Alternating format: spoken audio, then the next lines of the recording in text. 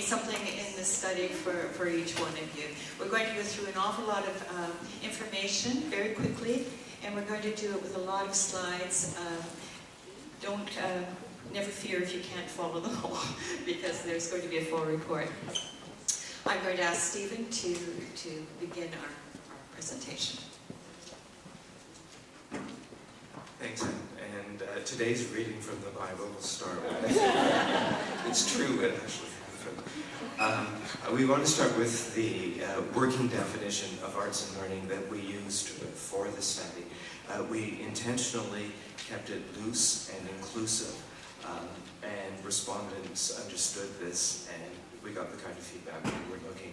For the purposes of the survey, the term arts and learning refers to activities and programs that have a component designed to educate about the arts in general and/or a particular art form, to use the arts to illuminate other non-art subjects or issues, or to provide the opportunity for individuals to engage in creativity-based arts work.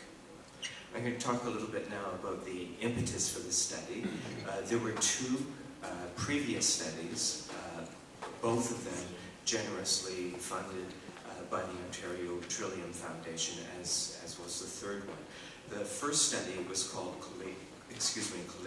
Collaborative Partnership Models and Network Discussions, and it examined how to develop a community of supporters and how to network effectively, a topic that was pertinent to CNAL at that time. The second study was called Creative Collaborations, Lessons from Arts in Learning Partnerships, and it continued this discussion in a more in-depth look at collaborations and partnerships by focusing mostly on two organizations, and it contained recommendations. Both of these studies recognized the value of a further larger needs assessment study for CNAL and the sector, and to try to take a baseline snapshot of current activity in the sector, which led to the report we're presenting today. I'll give you a brief overview of the methodology. We drew on our own professional experiences as well as the previous two studies to determine that we should try to reach four groups: artists, the education sector, arts organizations, and arts funders through surveys that were created both in English and French. We developed separate surveys for these groups. We set them up in SurveyMonkey, and I created our recipient list through a number of online web searches. I won't go into detail, it will be in the report. Personal contacts, board members of CNAL passing things on. So we tried to reach as many people as we could. I estimate that we sent out between 1,700 and 2,000 invitations to participate. At some point we stopped counting because we're spending more time counting than doing the work. Then we disseminated them, and then we gathered together to do the analysis. Now, the response rate was not great. I think there are a number of reasons for this. I mean, not everyone knows who CNAL is. So we ended up with 79 artists, 104 arts organizations, 21 school boards, and 5 arts funders. Now, these are from all across Canada. So our total sample was 209 people, which is small, but given our common experiences, our combined experiences, what we found from these sectors jived with what we knew already about them, and extended that knowledge. I'm going to review some of the findings for the artists. This slide indicates the art forms represented, and we don't think there's any major surprise here. About 50% of the artists practice visual artists in their arts and learning work, and about 27% each for drama, theater, and music, and then declining amounts for the other art forms.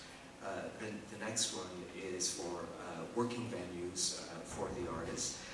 The data suggests that the venues for arts and learning experiences have expanded in recent years. In the past, arts and learning was provided not exclusively, but to a large degree in school environments, and now more community settings are involved. The next slide deals with the different age groups that artists work with.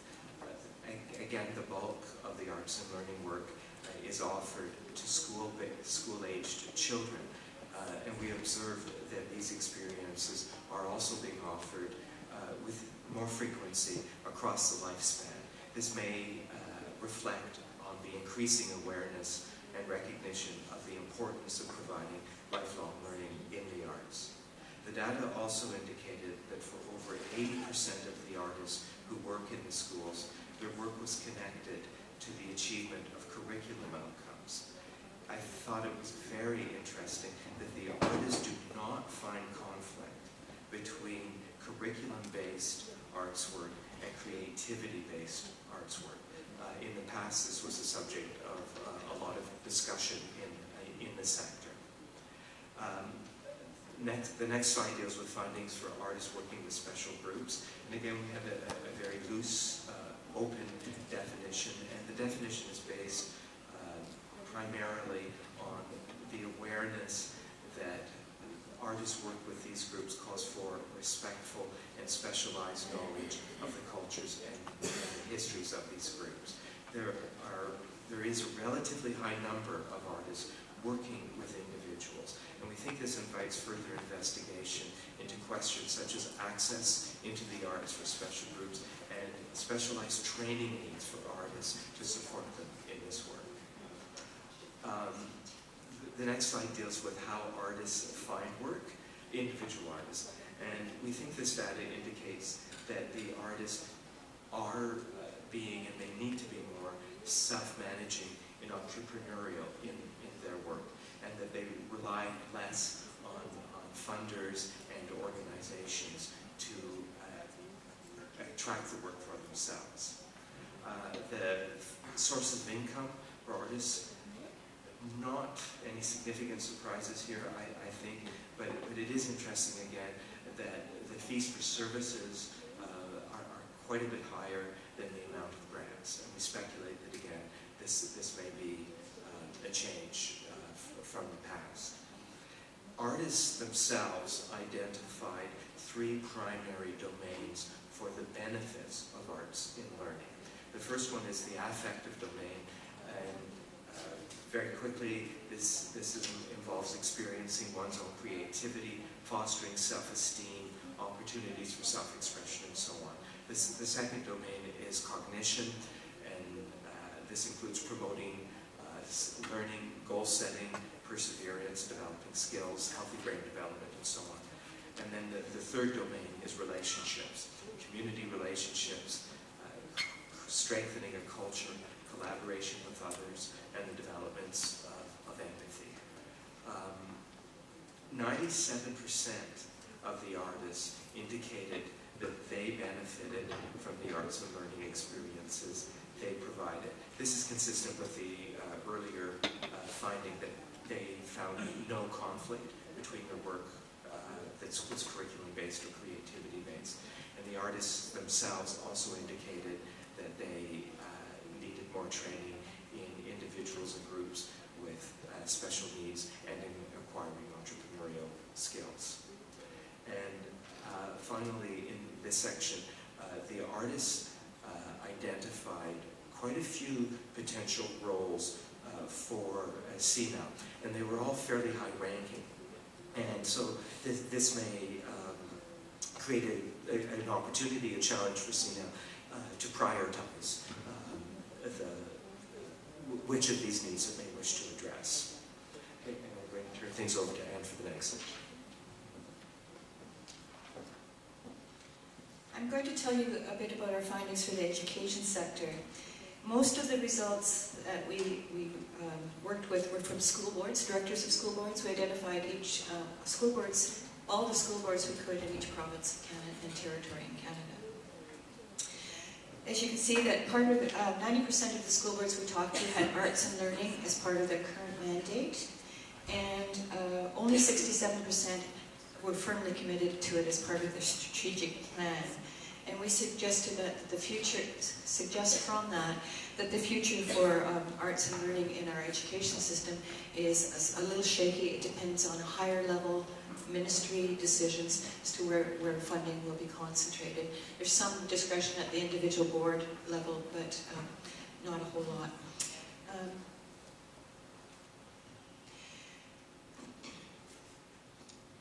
These results for the population served by the educational sector's arts and learning programming are not surprising.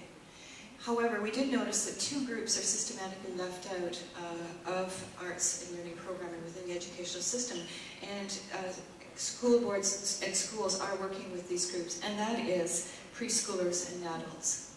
And we found the paucity of arts and learning for preschoolers was quite common across the groups we surveyed.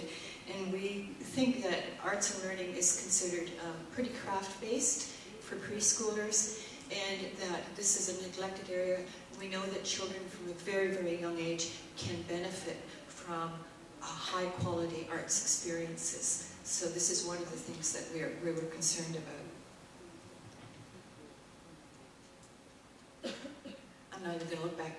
He's got the idea that every time we turn the page, he clicks the switch. It's wonderful. 100% of the education sector said that their arts and learning programming was connected to curricular goals, which is not surprising.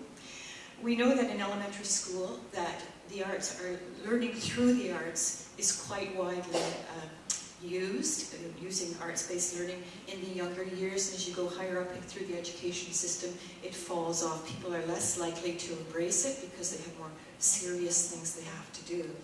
And one of those serious things they have to do is to prepare for standardized provincial tests. So, and the other issue is that once you reach high school and university, knowledge becomes very segregated. And so it's a hard sell to some people to say, we like to combine the arts with a subject that's traditionally stood on its own. I'd like to use the example of Fort McMurray, where the Learning Through the Arts program has been for several years. And last year it was introduced to math classes at the high school level. And it was not an easy sell. There was student and teacher resistance, because traditionally those forms seem at opposite poles, although we know they're not really. But also there was the pressure of preparing for the standardized provincial tests that were going on. And so the teachers and the students were very tense about learning mathematics through the arts. However, on their standardized tests, for the first time in 7 years, their math scores went up dramatically and exceeded provincial levels. So they're more, I think next year they'll be more willing to do that.